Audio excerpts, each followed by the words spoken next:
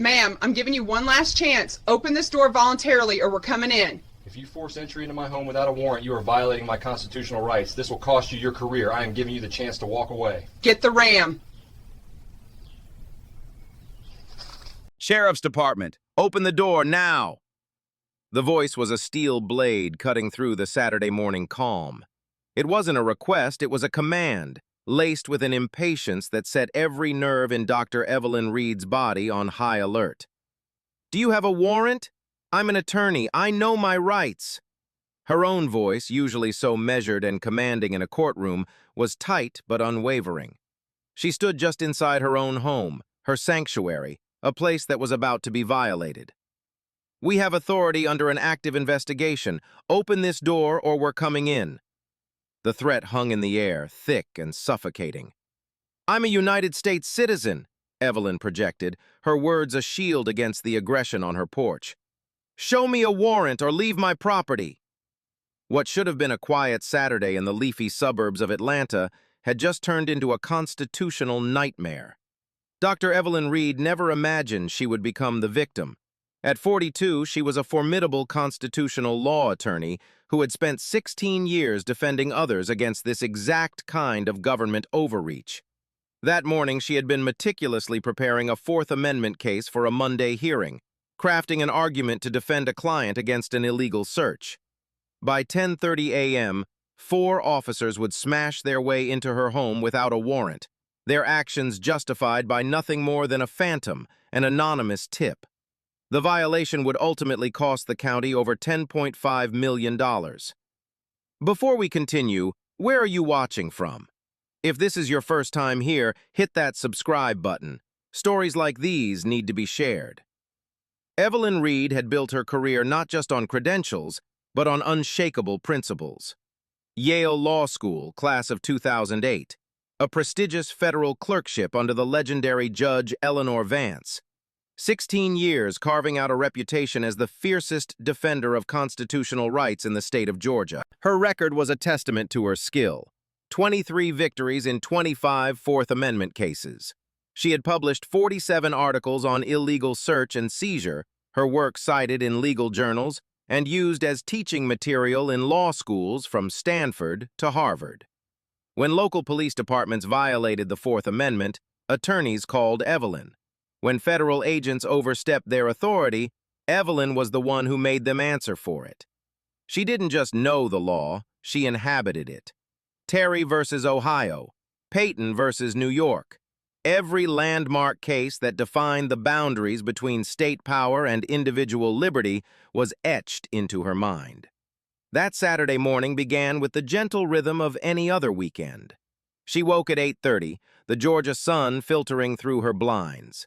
She made coffee in her pristine kitchen, the rich aroma filling the air, and settled onto her plush living room couch in comfortable sweatpants and a Yale Law t-shirt. Her dining room table was a controlled chaos of case files, legal pads, and highlighted briefs. Monday's hearing was for a young black man whose car had been tossed by police without a shred of probable cause. She was refining her closing argument, building the legal fortress that would protect her client's Fourth Amendment rights. The very same rights that would be systematically dismantled in her own home less than 2 hours later. 8 months earlier, she had installed a high-definition security doorbell, mostly to keep an eye on package deliveries. She never dreamed it would become the star witness in a federal lawsuit, the unblinking eye that would document her own violation. The camera was recording everything. It always was. At 10:15 a.m., 4 figures in tactical vests materialized on her manicured lawn and approached her front door. The morning light glinted off the county sheriff patches on their shoulders. The lead officer was Sergeant Kalen Thorne, 38 years old, a 14-year veteran of the department. Thorne had a history, a thick file tucked away in internal affairs. 11 formal complaints had been filed against him over the past 6 years. 11. 8 of those complaints involved black residents. 7 alleged illegal entry without proper authority. Not a single one had resulted in disciplinary action. Not one. The department had reviewed every single complaint, and every single time had cleared him of wrongdoing. Thorne operated with the conviction that his badge was the only authority he needed. The Constitution was a distant, abstract concept. He was about to receive a very expensive education. Across the street, Mrs. Gable was in her front yard, tending to her prize-winning azaleas. A retired history teacher, she had lived next door to Evelyn for a decade and valued the quiet professionalism of her neighbor. A few houses down, David Foster was in his driveway, teaching his college-aged nephew how to change the oil in his car. David was an architect, a man who believed in structure, rules, and precision. Both would soon become witnesses. Both would testify to the jarring disruption of their peaceful Saturday. The suburban symphony was in full swing, the distant hum of a lawnmower, the cheerful shouts of a pickup basketball game down the block, the gentle rustle of leaves in the breeze. It was the kind of Saturday where nothing should go wrong. Should officers be allowed to invade private homes without warrants, even under the guise of an investigation? Sergeant Thorne was about to answer that question in the most costly way imaginable. He stepped onto Evelyn's porch. The doorbell camera captured his face in perfect clarity. Every word, every action, everything that came next. Thorne didn't just ring the doorbell, he hammered it with the side of his fist. Bang! Bang! Bang! The percussive sound ripped through the quiet of Evelyn's home. She jolted on the couch, case files sliding to the floor. Her legal instincts, honed by years of courtroom battles, fired instantly. Something was deeply wrong. This was not a neighborly visit. She walked to the door, her heart a steady, determined drumbeat, but she did not open it. "Who is it?" "Sheriff's Department. Open the door now." Thorne's voice was a low growl, stripped of any courtesy. It was the voice of a man accustomed to immediate compliance. Evelyn's mind became a high-speed library, flipping through every Fourth Amendment precedent she had ever studied. "Do you have a warrant?" "We don't need a warrant. We have authority under an active investigation." The sheer legal absurdity of his statement sent a jolt of cold anger through her. "That's not how this works," Evelyn stated, her voice as firm as a judge's gavel. "You need a warrant to enter a private residence. Terry versus Ohio established reasonable suspicion for brief investigatory stops in public, not for home entry. Payton versus New York explicitly requires a warrant for a residential arrest unless there are clear exigent circumstances. Which do you claim to have?" The doorbell camera faithfully recorded every syllable, a silent stenographer in the unfolding drama. Thorne's face, captured in high definition, tightened.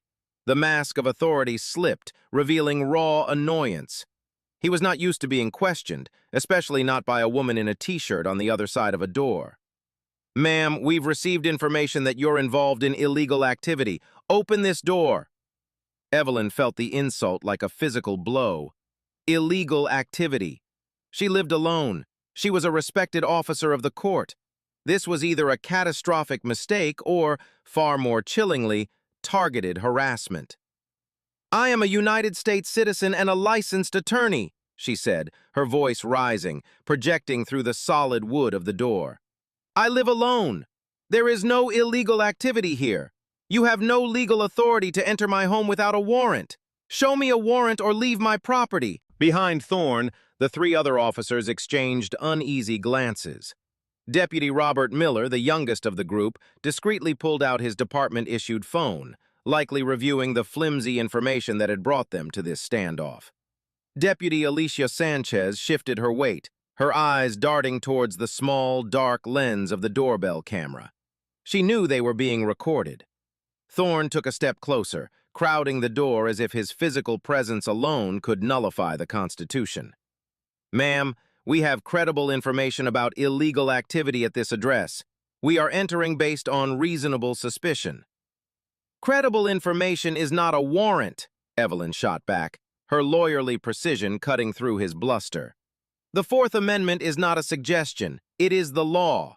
The right of the people to be secure in their persons, houses, papers, and effects against unreasonable searches and seizures shall not be violated.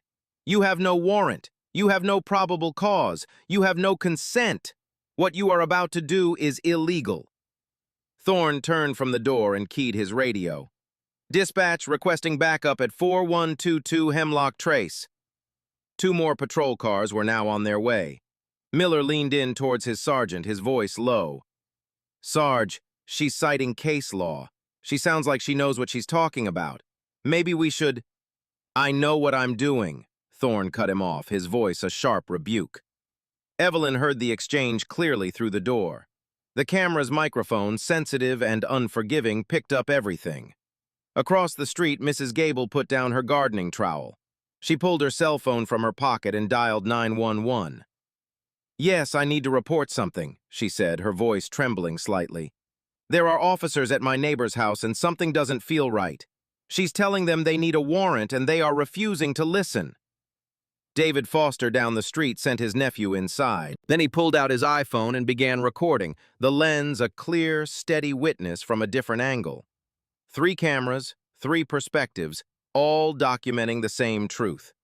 Evelyn's doorbell from the front. Mrs. Gable's 911 call capturing the audio. David's iPhone filming from across the street.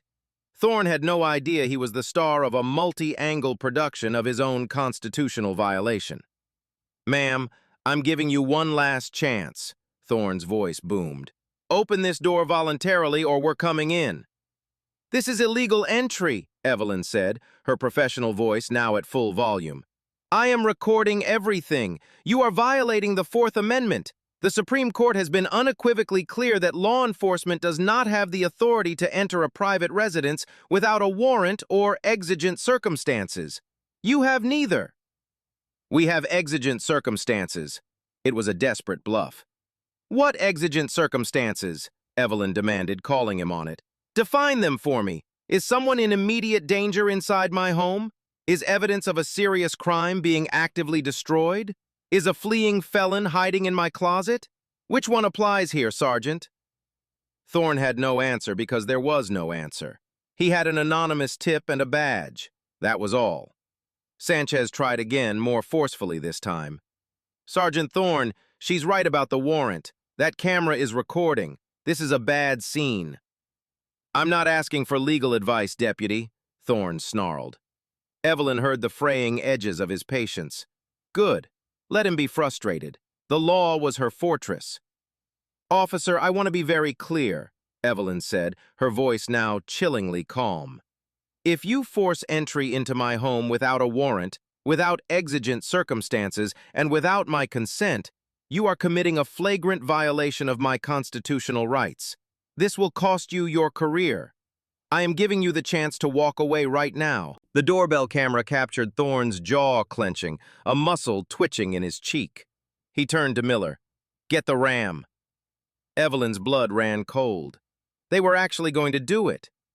You are making a catastrophic mistake, she said, her voice now shaking not with fear, but with pure, unadulterated rage. Step back from the door, ma'am. Miller returned with a heavy steel battering ram, a tool of violent entry. The backup units had arrived, their tires screeching to a halt. 4 officers became 6. 6 officers standing on a suburban lawn on a perfect Saturday morning, preparing to smash down the door of a constitutional law attorney who was, at that very moment, explaining exactly why their actions were illegal. Thorne had a choice. He could de-escalate. He could call a supervisor. He could do his job and get a warrant. He chose none of those. Breach it. The ram swung back, a pendulum marking the final seconds of Evelyn Reed's privacy. Then it swung forward. Crack! The sound was an explosion, a violent tearing of wood and metal. The door frame splintered, shards of white-painted wood blasting inward. Evelyn screamed, a raw, involuntary cry of shock and violation. 4 officers poured through the gaping hole where her front door used to be. Tactical vests, hands hovering over their weapons. Get back! Get back! Evelyn had already retreated into her living room, her mind struggling to process the assault. She raised both hands, her phone clutched in one, its camera still recording. This is illegal entry. I do not consent. You have no warrant, she repeated, her voice a desperate mantra of the law in a lawless moment. Hands where I can see them, Deputy Miller commanded, his voice strained, a stark contrast to Thorne's earlier bravado. My hands are up. Evelyn's voice was sharp, cutting through the chaos. I am not resisting, but you need to understand that you are violating the Fourth Amendment right now. Sergeant Thorne moved through her home like a conquering soldier, his boots heavy on her hardwood floors. He was in her space, her sanctuary, and his presence was a contamination. Deputy Sanchez and a third officer, Deputy Frank Bishop, headed toward the back of the house. Miller stayed with Evelyn in the living room, his posture stiff, his eyes avoiding hers. Her phone was still recording. The doorbell camera's timestamp showed 10:18 a.m. 3 minutes. 3 minutes from the first knock to a forced, illegal entry.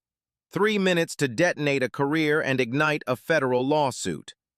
Sanchez entered Evelyn's bedroom. The scene was one of tranquil order.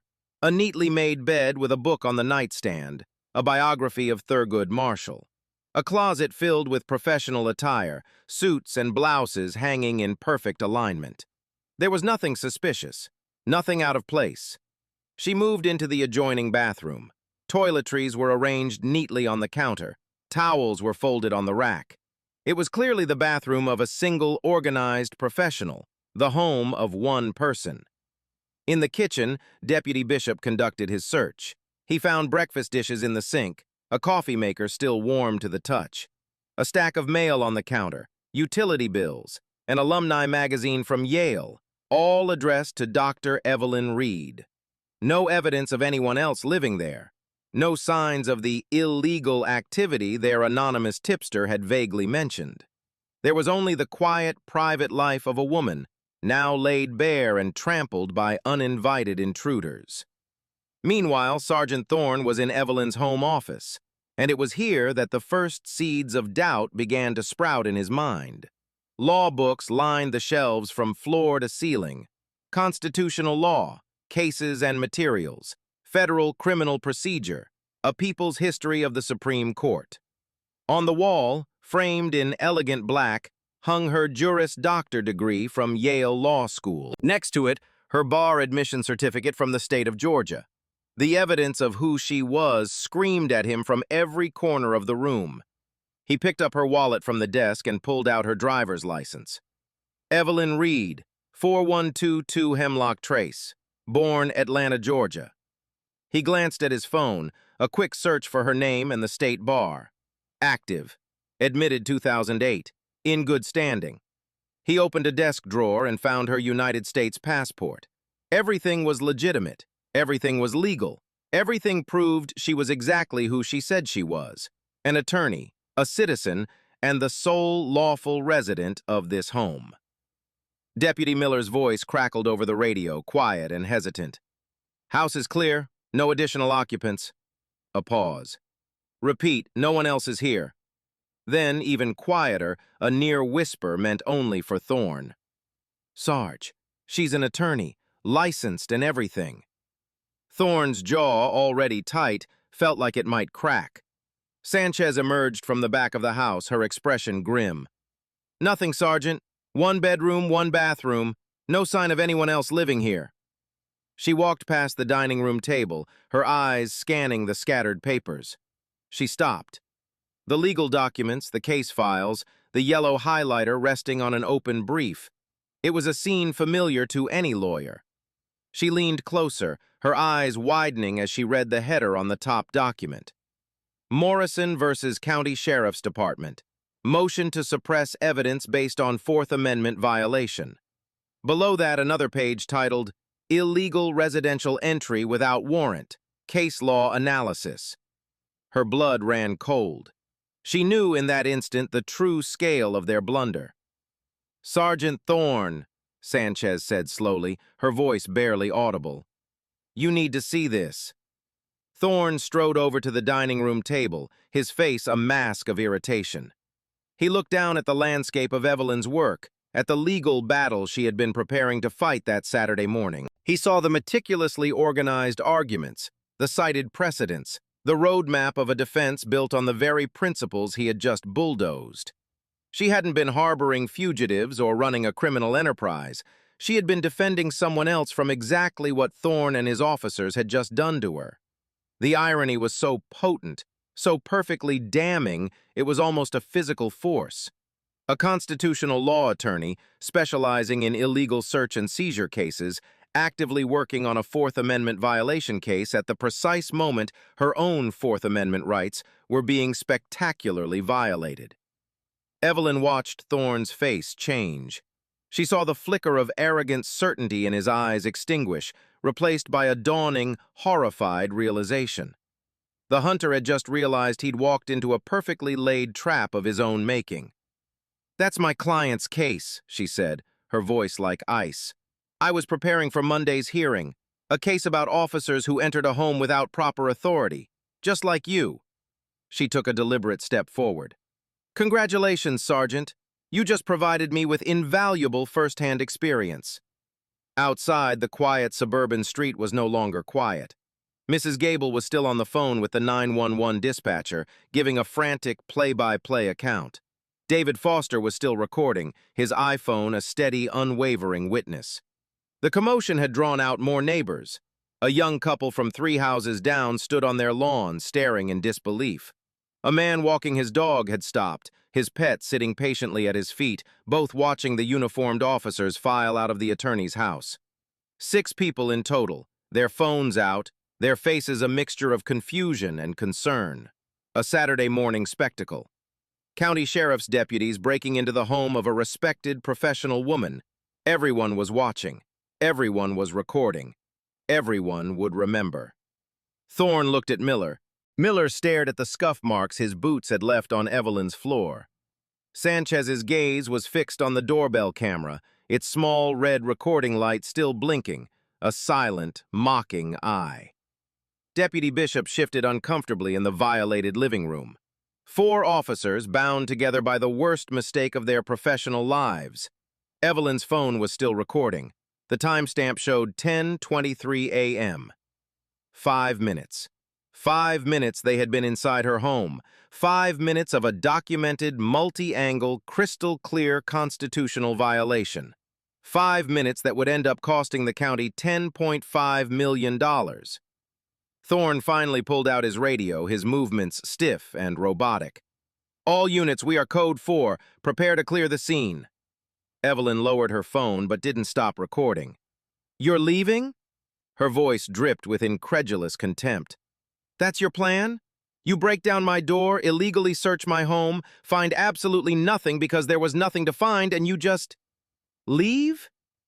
Thorne turned to face her. For the first time since he'd arrived, the arrogant superiority was gone, replaced by something she hadn't seen before. Doubt. Maybe even a flicker of fear. "Ma'am, you'll be receiving documentation about this incident." Evelyn let out a short, sharp laugh, a sound devoid of humor. "Oh, I'll be receiving a lot more than documentation, Sergeant.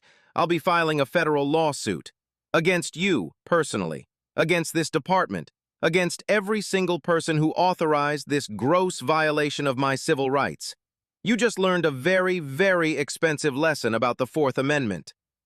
The officers filed back out through the shattered frame of her front door, a silent, shameful procession. The doorbell camera captured their exit, every sullen face, every badge number, every detail of their retreat. They got into their patrol cars and drove away, leaving a fractured door and a brewing legal firestorm in their wake. Evelyn stood in her ruined doorway, surveying the damage. The splintered wood, the deep gouges in the frame, the sense of her personal space being defiled. But beneath the shock and the rage, a cold, hard resolve was beginning to crystallize. She stepped back inside and her training took over.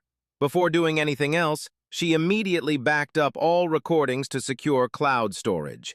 The doorbell footage was uploaded. The video from her phone was uploaded. Everything was safe, duplicated, and stored where it could not be confiscated, deleted, or lost in an evidence locker. Then, she started making calls. The first call was to Julian Croft, the most feared federal civil rights attorney in the Southeast, a man who had been her mentor since law school. "Julian, it's Evelyn. I need you to represent me. Sheriff's deputies just broke into my home without a warrant." "Evelyn, slow down. What happened?" "I'm not slowing down," she said, her voice vibrating with controlled fury. "They forced entry. I told them it was illegal. I have it all on video, Julian. Doorbell camera, my phone, neighbors recording. It's a textbook violation. Illegal search, false detention, trespass. I want a file within the week." There was a 3-second pause on the other end of the line. Then Julian's voice, low and serious. "Send me everything. I'm clearing my schedule." Her second call was to the media. She contacted a trusted source at the Atlanta Journal-Constitution, giving them the broad strokes of the incident. By 6 p.m., local news stations were leading with the story. "Sheriff's deputies force entry into civil rights attorney's home without warrant. Constitutional lawyer says Fourth Amendment violated in her own living room." By 9 p.m., Julian Croft's office had released the doorbell footage. The third call was to her mother in Savannah. "Baby, are you okay?" The simple, maternal question was what finally broke through her armor of rage and professionalism. Evelyn broke down, the tears coming not from fear, but from the sheer, crushing weight of the violation, the exhaustion of having her sanctuary torn apart by strangers. Her mother listened patiently. When Evelyn was finished, her mother's voice was no longer soft. It was steel. "You sue them. You sue them for every single penny. Your father would be so proud of you standing up to them like that." Evelyn's late father had been a police officer, a good one, who had been forced out of his department for refusing to falsify a report on a fellow officer. She was his daughter, and this was his fight too. Within 24 hours, the video had 2 million views. Within 48 hours, it had 7 million. By the end of the week, 15 million people across the country and around the world had watched county sheriff's deputies break down a black attorney's door while she calmly cited the Fourth Amendment to them. The sheriff's department was plunged into a full-blown crisis. On Monday morning, Sergeant Thorne was summoned into his supervisor's office. The body cam footage from all 4 officers was reviewed, frame by unforgiving frame. Every illegal decision, every dismissal of Evelyn's rights, every moment of the fruitless search was documented by their own equipment. By Monday afternoon, Thorne was suspended pending the outcome of an internal investigation. The so-called anonymous tip was quickly traced. It had been a single call to the non-emergency line at 3:47 p.m. the previous Friday. A male voice, who refused to give a name, claimed there was suspicious activity at 4122 Hemlock. No specifics, no description of suspects, no corroborating details, just a vague, unsubstantiated claim that Sergeant Thorne had used as justification to smash down a citizen's door. Worse, a review of the call recording revealed the tipster had said 4122 Hemlock Court, a street on the other side of the county. Thorne hadn't even bothered to verify the address correctly. On Tuesday morning, Julian Croft filed a 58-page federal complaint in the Northern District of Georgia. Dr. Evelyn Reed versus County Sheriff's Department, Sergeant Kaylin Thorne, Deputy Robert Miller, Deputy Alicia Sanchez, and Deputy Frank Bishop. The claims were a legal fusillade. Violations of the Fourth Amendment, illegal search and seizure, false detention, trespass, intentional infliction of emotional distress, and deprivation of rights under color of law. The evidence was a mountain. The doorbell camera footage showing Evelyn's clear statement of her rights, her clear refusal of consent, and her clear explanation of Fourth Amendment requirements. The footage showing Thorne ordering the breach anyway. The body camera footage showing the subsequent search that turned up nothing but the home of a law-abiding professional. The footage showing Thorne's dawning realization of their catastrophic error after finding her legal credentials and case files. On Wednesday, the county's lead attorney called Julian Croft. The first settlement offer came, $50,000. Julian read the offer to Evelyn over the phone. She laughed. It was a genuine, incredulous laugh. They break into a civil rights attorney's home without a warrant, on camera, while she is quoting constitutional law to them, and they think $50,000 makes this go away. That's essentially what I told them, Julian said, a smile in his voice. My counteroffer was simple. We'll see you in court. The county attorney, feeling the pressure from the county commissioners who were being bombarded with angry calls from citizens, tried again a week later. $75,000. Evelyn's answer was the same. I don't want their settlement, Julian. I want a jury verdict. I want this on the public record. I want every officer in this state, in this country, to see what happens when you decide the Constitution doesn't apply to you. The case was going to trial. Evelyn was going to make sure it was a lesson no one would ever forget. The county's Internal Affairs Division, now under immense public pressure, began a deep dive review of Sergeant Kaylin Thorne's service record. What they found was not a single mistake, but a clear and disturbing pattern. 11 formal complaints filed against Thorne over 6 years. 11. 8 involved black residents.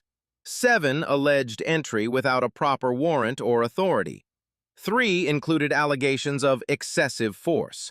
Not one had resulted in any meaningful discipline. Not a single suspension. Not one written reprimand.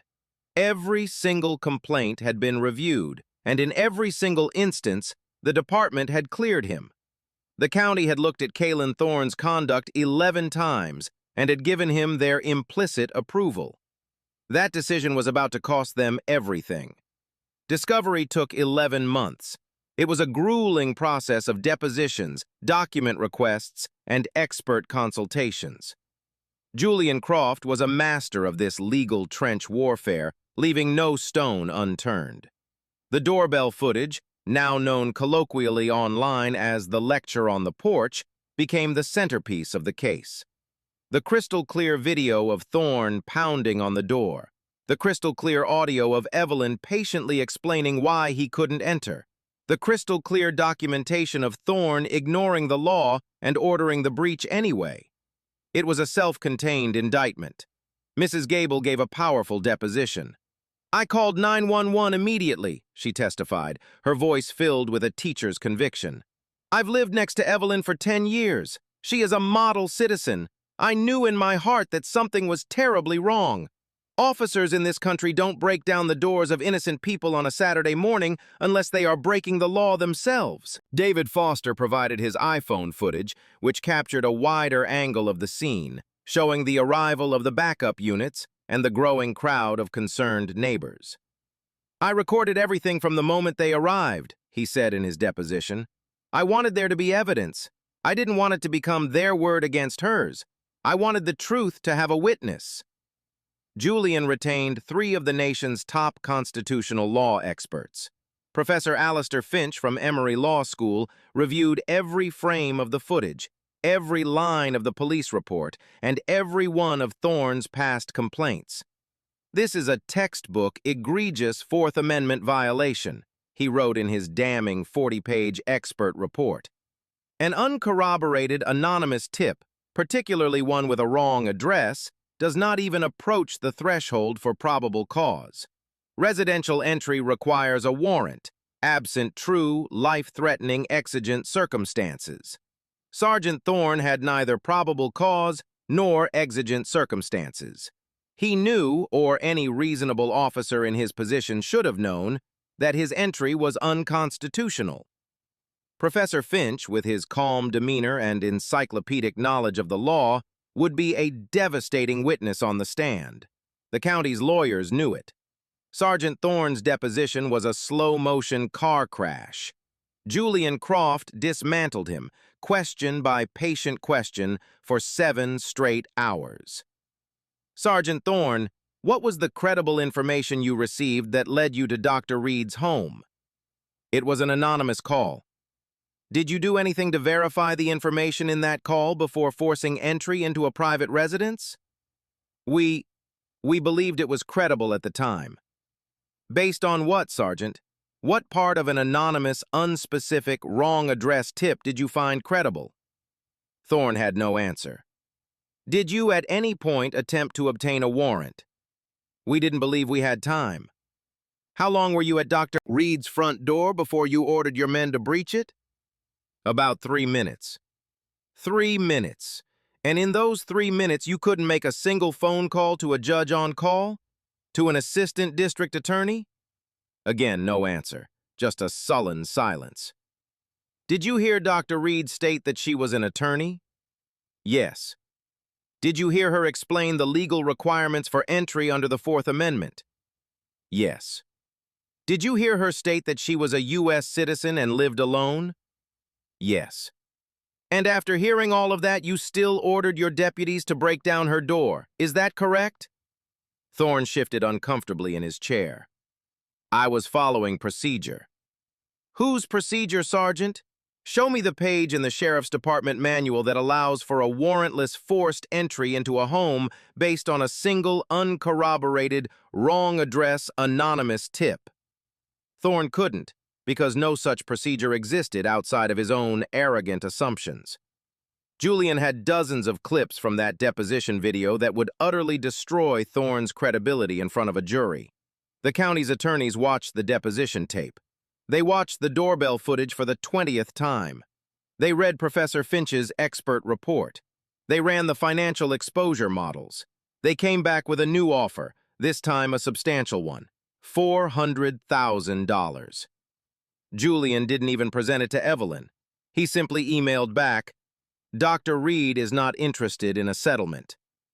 This was never about money for her. It was about accountability. It was about a pattern of behavior that had been ignored and enabled for 6 long years. 11 complaints, 0 consequences. This was about making sure there would never be a 12th. This was about ensuring that what happened on her front porch never happened to anyone else again.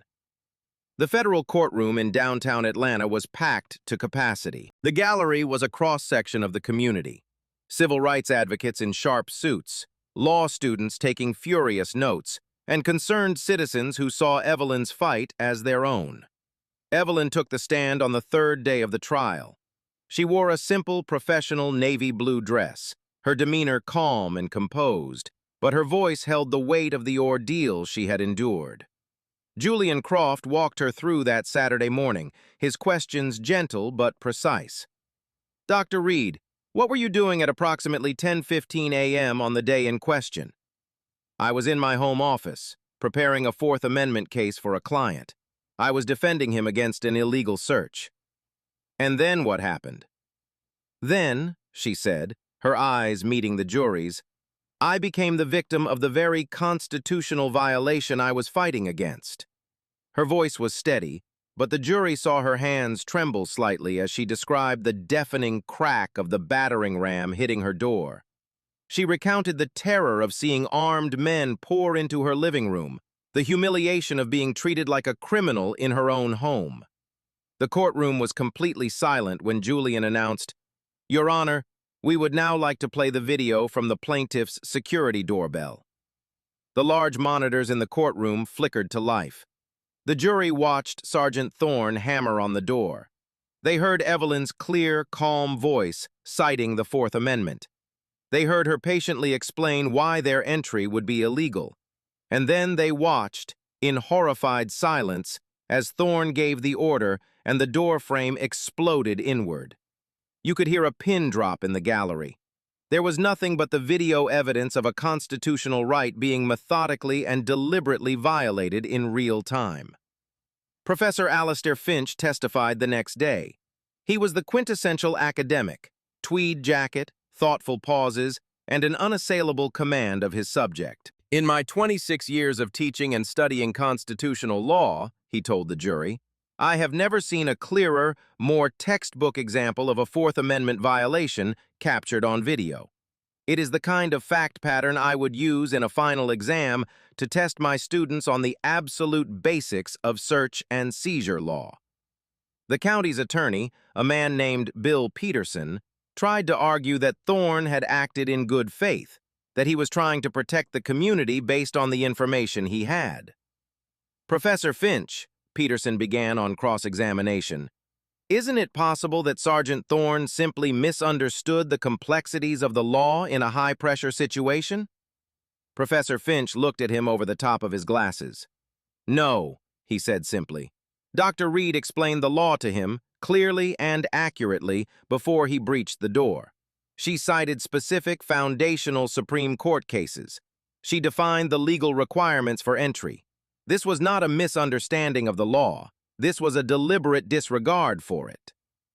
Julian's closing argument was a masterclass in brevity and power. He stood before the jury, not with anger, but with a profound sense of gravity. They broke Dr. Reed's door, he said, his voice quiet but resonant. The county sent a contractor and they fixed the door. It's a very nice new door. But they can't fix the violation of her constitutional rights. They can't fix the terror she felt, watching armed officers storm into her private home on a peaceful Saturday morning. They can't fix the profound sense of betrayal that comes from knowing the very government you have sworn an oath to respect as an attorney violated your rights in the most fundamental way imaginable. You can't repair that with a new door. You can't fix it with an apology. And you can't make it right with a check for $400,000. He paused, letting the words hang in the air. Your job is to tell the county and every police department what the cost of violating the Constitution really is. Your verdict will be their lesson. The jury, a diverse group of 12 citizens, deliberated for 8 hours. When they returned, the foreman, a middle-aged woman with a stern but fair expression, handed the verdict to the clerk. The courtroom held its breath. In the matter of Reed versus the County Sheriff's Department, on the claim of violation of Fourth Amendment rights, we, the jury, find for the plaintiff, Dr. Evelyn Reed. A wave of relief washed over Evelyn. Her mother, sitting behind her, grabbed her hand. We award compensatory damages in the amount of $4.2 million. A gasp went through the gallery. And we award punitive damages in the amount of $6.3 million. Total, $10.5 million. The gallery erupted in applause and tears. The judge, a stern but respected jurist, let it continue for a full 10 seconds before rapping his gavel. Evelyn finally broke down, burying her face in her hands as sobs of vindication shook her body. Julian Croft put a steadying arm around her shoulders. This was more than money. This was a message. This was a federal jury, a jury of her peers, looking at the actions of law enforcement and declaring, in the clearest possible terms, that the Fourth Amendment matters, that constitutional rights are not just words on an old piece of paper, and that violating them carries a heavy, heavy price. The fallout was swift and decisive. Sergeant Kalen Thorne was fired that afternoon. His 14 years of service were terminated in a terse 10-minute meeting with the sheriff. Deputies Miller and Sanchez received 6-month suspensions without pay. Deputy Bishop, who was a probationary officer, was dismissed from the force.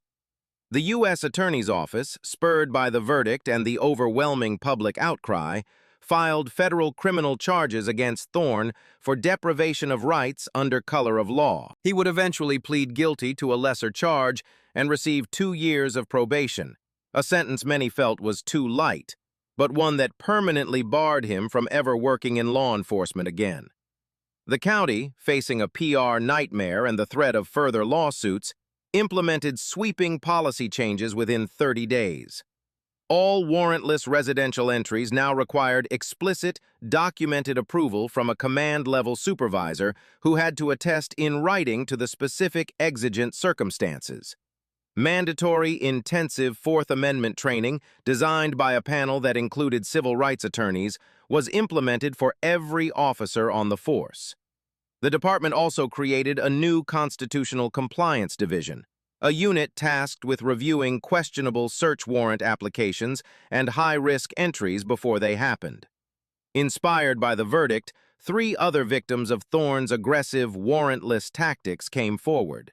Represented by Julian Croft's firm, their cases were settled quietly and quickly by the county. The county's total payout for the actions of one rogue sergeant exceeded $14 million. Evelyn used $2 million from her settlement to establish the Constitutional Rights Defense Fund, a nonprofit organization providing free, top-tier legal representation to people whose Fourth Amendment rights have been violated by law enforcement. She became a national voice on constitutional rights, a sought-after speaker at law schools, judicial conferences, and even police training academies, where she used the video of her own ordeal as a powerful teaching tool. That doorbell footage is now a staple in law school classrooms across the country, a perfect, real-world example of how to assert your rights, and a chilling reminder of why those rights matter. In Atlanta, Evelyn Reed's case became a landmark, a turning point in the relationship between the community and law enforcement. Her name became synonymous with courage and the fight for accountability. Nathan Pierce, the man whose case she was working on that fateful Saturday, had his charges dropped. The evidence against him had been obtained through an illegal search, and the new, reform-minded district attorney refused to prosecute. Kalen Thorne now works in private security, checking IDs at a corporate office park. He is barred from law enforcement for life. He still maintains to his few remaining friends that he was just doing his job that Saturday morning, that he was the victim of a political witch hunt. He will likely never understand the profound wrongness of his actions, the fundamental principle he so casually violated. The county paid $10.5 million in taxpayer money because one sergeant couldn't be bothered to do his job, to follow the law, to get a warrant. That doorbell footage, that 3-minute interaction on a sunny suburban porch, changed how law enforcement approaches residential entries in 3 states. The tragedy of Sergeant Thorne's actions isn't just that they were illegal, but that they were so predictable. His psychological state was a cocktail of departmental culture and personal bias. For years, his aggressive tactics had been rewarded, or at least not punished. 11 complaints, especially those alleging illegal entry, should have been a screaming red flag. Instead, the system cleared him every time, reinforcing his belief that his intuition and authority superseded procedure. This is a classic case of confirmation bias. He expected to find criminality and interpreted the vague, wrong address tip through that lens. The Constitution became an obstacle to his gut feeling, not a boundary to his power. When Dr. Reed calmly presented the law, he didn't hear a citizen asserting her rights. He heard a challenge to his authority, an affront he felt compelled to crush through force. Could Dr. Reed have done anything differently to protect herself? In that moment, her performance was flawless. She was clear, non-confrontational, yet firm, and cited the correct legal standards. The tragic lesson here is that sometimes, even when you do everything right, your rights can still be violated by someone with power and a willingness to abuse it. If we were to imagine a way to better protect oneself, it would be through preparation long before the knock on the door. Having cameras is no longer a luxury. It is a necessity for accountability. Knowing your fundamental rights, the right to remain silent, the right to refuse a search without a warrant, is crucial. Having the number of a lawyer easily accessible is wise. Dr. Reed's story proves that the most powerful defense against illegal action is irrefutable documentation. The ultimate lesson of this story transcends one bad cop. Sergeant Thorne was a symptom of a diseased system, a system that failed to properly investigate complaints, that lacked robust oversight, and that implicitly condoned a culture of aggression over constitutional policing. The real failure occurred long before Thorne stepped on that porch. It occurred in every supervisor's office where his past actions were rubber-stamped and excused. The story teaches us that true justice requires not just punishing individual wrongdoers, but reforming the systems that create them. It's a testament to the power of a single brave voice, amplified by technology, to force an entire institution to look in the mirror and finally change. What part of Dr. Reed's ordeal resonated with you the most? Do you believe the sweeping policy changes enacted by the department are enough to prevent this from happening again? Let us know your thoughts in the comments below, and don't forget to subscribe for more stories of justice being served.